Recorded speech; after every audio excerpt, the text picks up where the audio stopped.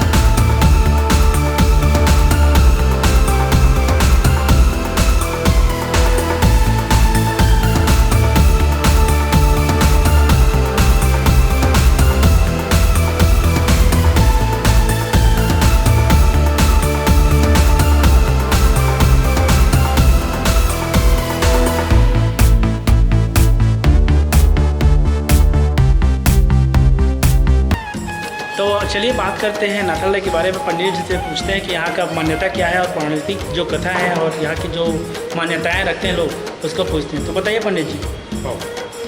ये बीच में उसका बाप फेंक दिया था बच्चा को उसका, जी है, लड़का ला फेंक दे रही तो पुलिस वाला रही जी है। अब बीच में माँ झोपिन है जी और वो लड़का अभी जिंदा है जी। और ये बताइए कि ये मंदिर का कुछ बारे में और बताइए आप। और बीच में है माँ, नदी के बीच में है जी।